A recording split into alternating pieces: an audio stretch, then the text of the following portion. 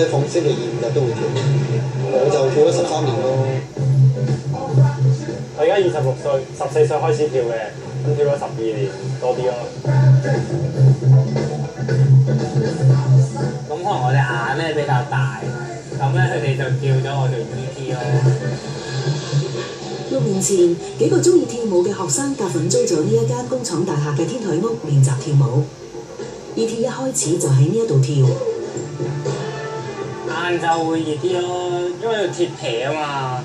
咁咧佢曬咧啲熱力咧，嗰啲鐵咧就滲晒喺個倉度咯，咁就好似焗爐咁咯。佢哋而家各自都有工作，大家共同嘅興趣就係跳街舞。咁由於喺香港街舞仲未流行，佢哋唯有每個月用幾千蚊租呢一度嚟跳舞。地方雖然簡陋，但係設備都算齊全，全部都係人哋送㗎。基本上全部咧都係人哋唔要送俾我哋嘅咯。咁例如鏡咯、雪櫃啊、電視機啊、locker 啊，基本上好多台凳凳啊，全部都係人哋唔要送俾我哋咯。係啊，因為我哋都冇乜多餘錢可以買到呢啲嘢。一齊跳咗舞咁多年，佢哋贏過唔少比賽。不過佢哋話無論自己幾努力，都冇辦法改變一啲人對佢哋嘅睇法。會受到好多人唔同嘅人嘅批評㗎。第一樣嘢可能佢哋形象覺得我哋形象唔好，覺得我哋好似好爛仔啊，或者街邊度玩啊，認識到好多唔好嘅人啊。最主要係覺得我哋斷手爛腳又冇乜前途咯。事實上，好似 E.T. 咁，佢試過以教跳街舞為生，但係收入唔穩定，有時可以有2萬蚊，又試過冇收入。佢話好驚窮嘅感覺。窮到有啲驚嘅感覺，真係唔想出街咯，又唔想俾屋企人知喎。咁佢哋已經唔係好即係贊同我去跳舞㗎啦。咁就如果我再俾佢知道我咁窮咧，佢哋擔心死佢哋。係啊。E.T. 話無論收入幾多，佢都會將1/4俾屋企人。跳咗10年街舞，父母從來都冇睇過佢跳，認為佢不務正業。不過 E.T. 喺街舞方面其實都算有啲成就，曾經代表香港去法國做一個街舞比賽嘅評判，但係父母唔信佢咁犀利。咁我同佢哋講啦，佢哋都唔信，覺得嗰個係乜嘢機構啊，嗰個係咩團體啊？點解佢哋咁好，會俾埋機票住宿你，會俾你過去做啲咁嘅嘢啊？咁樣你好犀利咩？而家你咁樣，我有啲相啊，咁翻嚟俾佢哋睇，咁佢哋都信咯，相信咗。咁但係佢哋都冇，我未見過佢哋睇我比賽咯，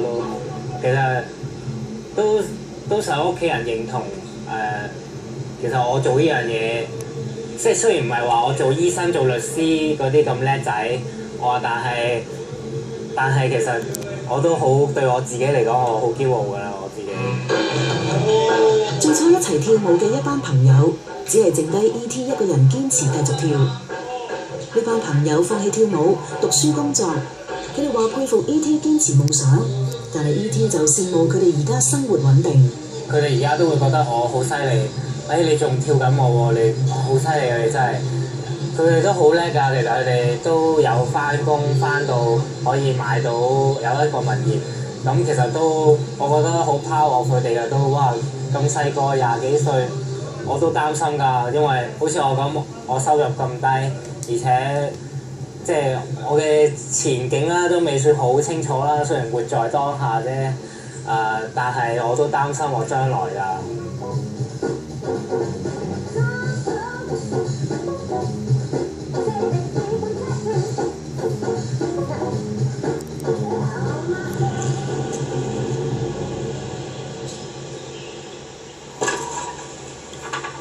Hello 阿永，好耐冇見啊，好耐冇見啊，好啊。你得唔得閒翻嚟幫我哋手啊？考慮下。可以同啲細路分享下喎。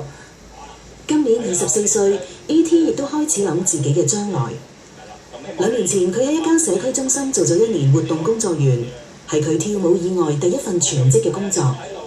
以前就即係咁唔穩定，就有陣時會即係好驚啦，呢個月有冇飯食啦咁樣。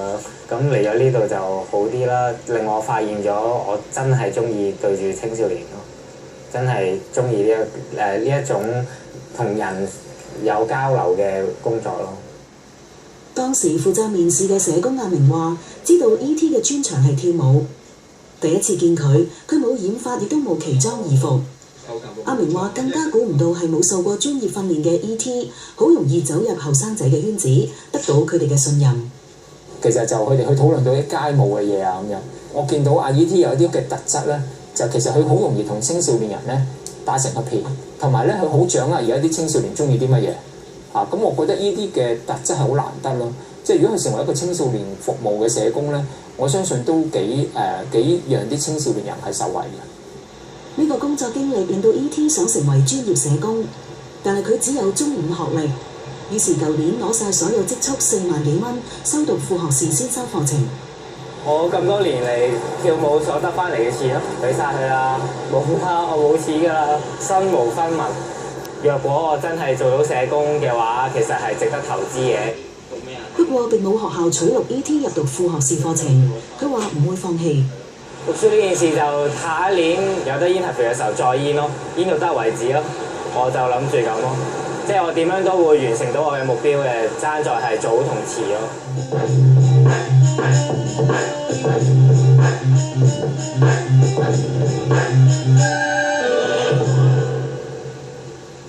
阿正屋企擺滿晒大大小小嘅獎杯，裡面有學生時期喺運動場上贏翻嚟㗎，亦都有佢跳舞10幾年嚟嘅戰利品。以前我全家人都好反對，當然都係一貫父母嘅心態，希望你讀得成書，大學畢業揾份好工。咁佢哋亦都見我堅持咗咁耐嘅時候，佢哋就好自然會覺得冇問題咯。我租咗間劏房，我交到租，我可以豉油撈飯、薑蓉撈飯。你問我夠唔夠？我覺得可以更加好咯，但係而家夠咯。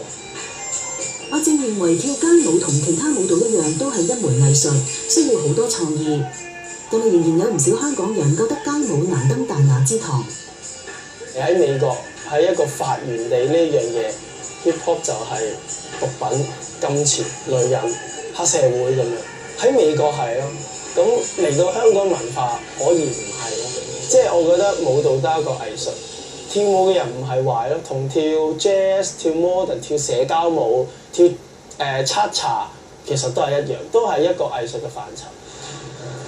阿正中意跳舞嘅程度，就係每時每刻、隨時隨地都想擺動身體，做出舞蹈嘅動作。其實有冇音樂我都會跳，總之自己一 feel good 我就會跳。係出到街，總之有空閒嘅時間，個腦就係諗住跳。Hello。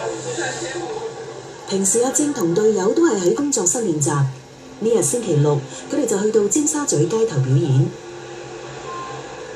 我將好快表演啦，可以停步睇下喎。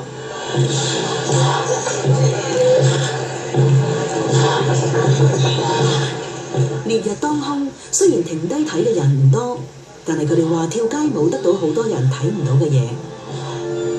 自信多咗啦，同埋冇咁怕醜，即係你見到人你會放膽去講起。以前我係唔出聲嗰啲人，同事都覺得嚇你跳舞㗎咁樣，即係好奇怪，做呢行嘅人好少去跳舞㗎嘛，即係老人院啦。有可能被驅趕，佢哋跳10分鐘就走。你諗下，如果我聚集一班街舞人，可以入50人、70人，香港政府好驚嘅。你70個青少年坐喺條街度，佢驚你非法集會，佢驚你打交，佢驚你生事。譬如你哋呢個地方有冇申請？冇㗎，因為申請佢可能叫你去康文署，康文署話呢個地方冇得申請，就叫你去地政署。其實不斷叫你打電話，最後都唔知喺邊度申請。呢班街舞者仲會將舞蹈動作運用喺生活裡面，希望令更多人認識街舞，亦都想幫忙碌嘅香港人帶嚟正面嘅思考。其實冇話要影響啲乜嘢，啲人都照過馬路，我哋唔係阻住，只係我哋想感受更加大。係喎，其實係咪需要行快咧？或者佢生活係咪咁急咧？原來我應該停一停喎，原來我應該要沉澱一下喎。首先係有 show dance 嘅精。舞齡同資歷都好高嘅阿正，經常去做街舞比賽嘅評判。藝術嘅嘢本身冇一定嘅輸贏，我只可以講話你未做得更加好。呢一日阿正仲做埋表演嘉賓，雖然對佢嚟講任何地方都係舞台，但係企喺台上面嘅時候，佢仍然好享受。因為我為呢一樣嘢奮鬥咗10年，你中意做嗰樣嘢，或者你有理想去做，你一定會慢慢越做越好。你唔會俾自己越做越差，即係我會抱住個盼望，亦都抱住個衝勁，讓自己去做得更加好。